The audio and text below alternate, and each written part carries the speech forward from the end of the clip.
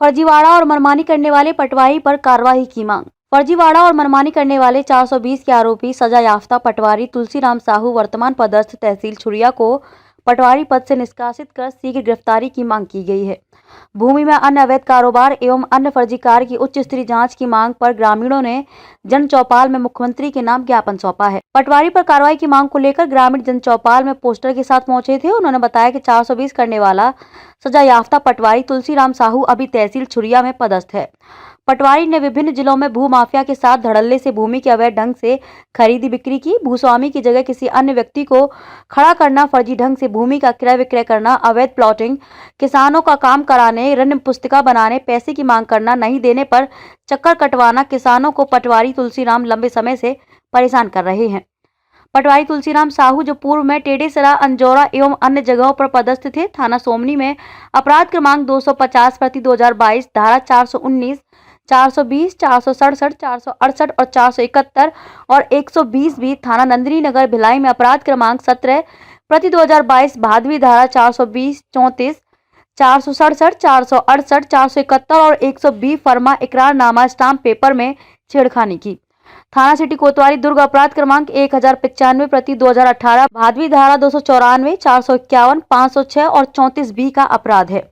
ग्रामीणों ने बताया कि भूमाफिया के साथ पुरोहित लॉज को खाली कराने का प्रकरण न्यायालय में विचाराधीन है। थाना अंडा में धारा 451, 186, 353, 323 और 34 बी की उतई में धारा 498 बी और 34 दहेज प्रकरण, सोमनी में किसान को ऋण पुस्तिका वापस लौटाने, पैसों की मांग उतई में 420, 467, 468 और 471 का मामला, पद्मनाभपुर में उधारी पैसे लेकर जमीन दिलाने का लालच तथा पैसे को वापस नहीं करने का मामला दर्ज है। सजायाफ्ता पटवारी दुर्गम क्षेत्र में ट्रांसफर होने पर हाईकोर्ट में ट्रांसफर संबंधित याचिका लगाकर अपने बूढ़े मां बाप का स्वास्थ्य संबंधित झूठा दस्तावेज तैयार कर ट्रांसफर रोकने का प्रयास किया जाता है। अवैध कार्य करने के बाद भी पदस्थ है। वर्ष 2022 में अपने सगे भांजे फौजी लोकेश साहू की भूमि का फर्जी इकरारनामा तथा फर्जी हस्ताक्षर कर उसकी भूमि अवैध ढंग से बेची गई, जिसकी प्रशासन से कई बार शिकायत की गई। आज किस मामले को लेकर ज्ञापन? मैं हवलदार लोकेश साहू अभी भारतीय थल सेना में सेवारत हूं और जम्मू कश्मीर में पदस्थ हूं। आज मैं जॉन चौपाल में आया था। सजायाफ्ता पटवारी है जो आदतन 420 करने में माहिर है और उसका एक नया मामला आया थाना सोमनी में जो 22 तारीख को रजिस्टर्ड हुआ है, जिसमें 420, 419, 467, 471 और 120 का मामला दर्ज हुआ है। ये वही पटवारी है जो आज से 10 माह पहले मेरे नंदिनी क्या बोलते हैं असनारा स्थित ज़मीन का फर्जीवाड़ा किया था, जिसका मामला नंदिनी थाना में अपराध पंजीबद्ध है। 10 माह बीत जाने के बावजूद भी उसके ऊपर कोई कार्रवाई नहीं हुआ। तो मैं अभी छुट्टी आया था, तो जैसे मुझे पता चला कि ये फर्जीवाड़ा पटवारी का एक और कारनामा सोमनी थाना में है, तो आज जन चौपाल में कलेक्टर को मैं ज्ञापन देने आया था कि पिछले बार तो अपना वो राजनीतिक पहुँच का दुरुपयोग करते हुए और कुछ प्रशासनिक अधिकारी उनके साथ मिले हुए हैं, जिनका अभी जिसमें जाँच चल रहा है और कुछ दिनों में जो प्रशासनिक अधिकारी मिले उनका नाम उजागर हो जाएगा।